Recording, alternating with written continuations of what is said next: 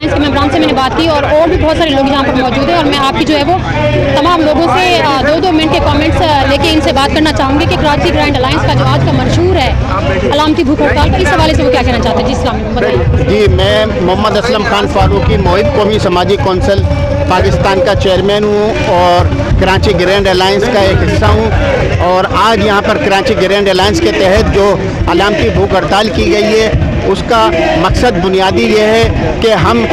जो बुनियादी हकूक़ की पामालियाँ हो रही हैं और हुकूमत जो मुतसबाना रवैया इख्तियार किए हुए है मुसलसल,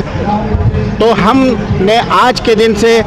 कराची ग्रैंड अलायंस के प्लेटफार्म से अपनी तहरीक का आगाज़ किया है और इंशाअल्लाह हम अपने जद्दोजहद को जारी रखेंगे और जब तक बुनियादी हकूक़ की पामाली का ख़ात्मा नहीं हो जाएगा और हम कराची को उसके हकूक़ नहीं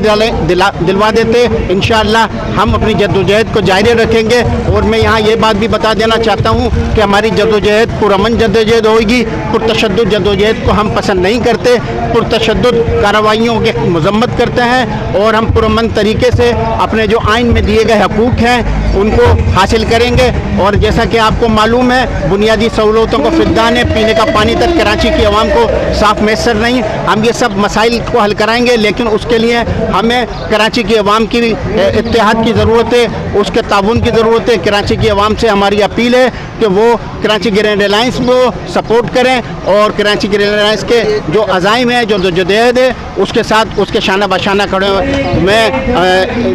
आपका बहुत मशकूर हूँ, आपके चैनल का, आपकी टीम का, कि आप लोगों ने यहाँ पर आकर कराची ग्रैंड अलायंस के कराची प्रेस क्लब के बाहर एहतजाजी कैंप में आपने जो ये कवरेज करी और हमारा ये मैसेज अपने चैनल के ज़रिए आप आगे पहुँचाएँगे। मैं आपका इस पर दिली मशकूर और ममनून हूँ।